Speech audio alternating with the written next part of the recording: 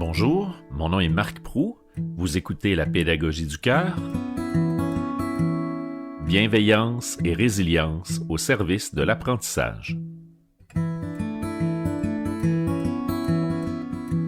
Bonjour tout le monde, bienvenue à l'épisode numéro 7 de la saison 3. Un épisode un peu spécial puisqu'il s'agit en fait d'un épisode bonus, un complément à l'épisode précédent, le numéro 6, dans lequel je parlais de leadership en compagnie de Marius Bourgeois.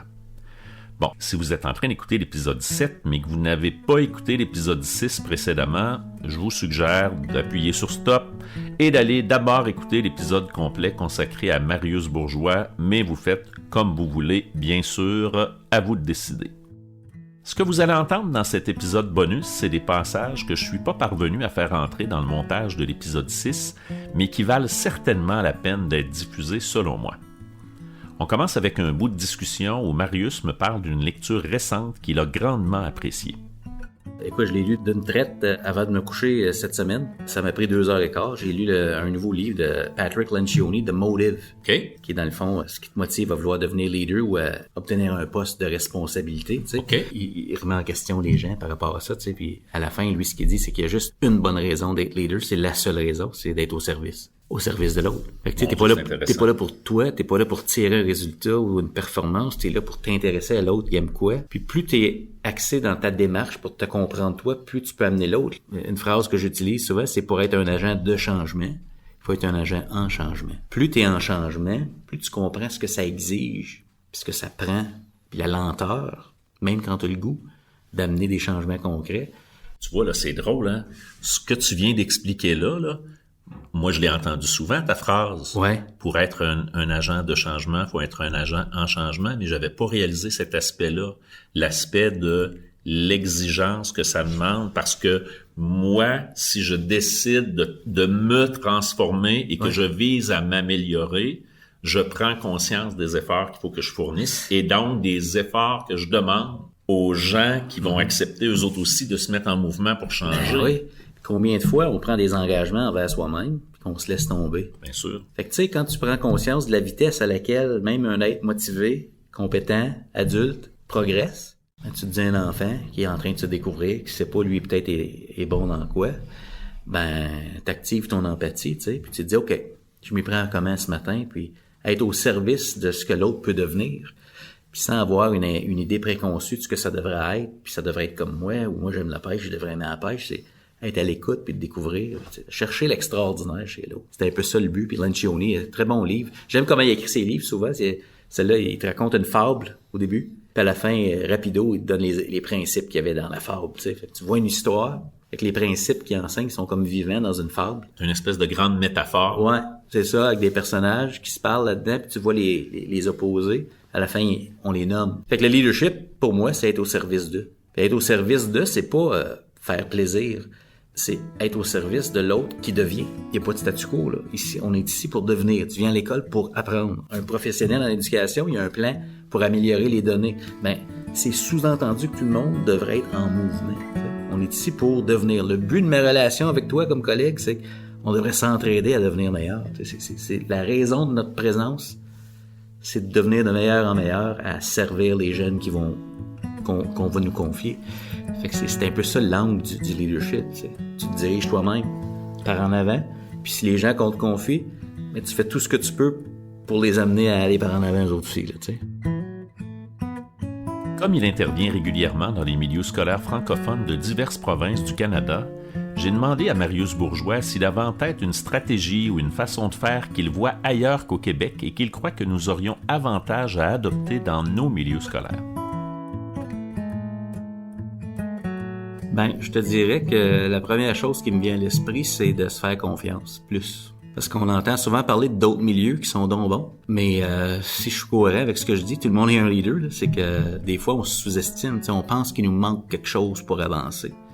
Puis j'aime bien la citation de Rumi qui dit « As you start to walk on the way appears ». Quand tu commences à emprunter le chemin de l'amélioration continue, tu y vas avec conviction, tu t'éclaires, tu t'inspires des autres pour voir comment les autres font. Oui, mais il faut quand même tenir compte du cadre qui est unique dans chaque province, chaque pays. Puis moi, j'aime bien l'idée de m'inspirer en dehors de la boîte, mais après ça, ensemble, on va accepter la responsabilité de ce qu'on fait ici.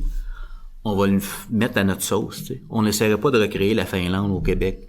On veut pas recréer l'Ontario au Québec. Ça n'a rien à voir avec la compétence des personnes. Oui. Il faut se donner un cadre, il faut s'informer, je pense, puis se faire confiance, puis commencer. Puis il y a plein de milieux qui sont en mouvement, là. C'est exceptionnel ce qui se fait, là. Mais je te dirais, un conseil, c'est de se faire confiance, puis de commencer go, parce que chaque minute qu'on attend, on retarde le moment où on va découvrir tout ce qu'on peut devenir. Effectivement. Ça serait ça mon conseil. Merci. D'être critique. Ouais, c'est bon, ça, j'aime ça. C'est pas vrai, finalement, il me restait une question. Les sauces à spaghetti, c'est le fun, ça se partage. Tu sais, une sauce spaghetti, tu dis, ça, c'est une bonne sauce, je vais la faire telle quelle. J'hésiterais. Mon conseil, ce serait de pas prendre la sauce à spaghetti d'un autre système scolaire telle quelle. Je la critiquerais. Puis je dirais, OK, on va enlever le clou de girofle, nous autres, puis on va faire ça de même. Parce que ici, c'est pas pareil. Tu sais, c'est pas pareil chez nous. Fait que ça, c'est important. OK, la sauce à spag. Ouais. Qu'est-ce qu'on souhaite à Marius Bourgeois pour la suite, là? Parce que, tu sais, on l'a vu, on en a parlé, là, il s'est passé beaucoup de choses rapidement, puis les choses ont évolué, puis présentement, c'est clair que par rapport à ce que tu souhaitais faire, ce que tu souhaitais devenir, ce à quoi tu souhaitais accéder comme possibilité, il y a beaucoup de choses auxquelles tu touches, là, tu as les deux mains dedans présentement. Là. Qu'est-ce qu'on te souhaite pour la suite? La santé, numéro 1.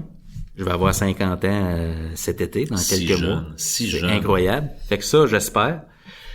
J'espère de continuer à travailler sur moi, qui je suis en train de devenir, puis mon niveau de conscience. Tu sais, je travaille fort là-dessus pour continuer d'être en mesure d'aider les gens. J'ai commencé cette aventure-là en allant à l'extérieur de la boîte pour découvrir le leadership puis le ramener dans la boîte.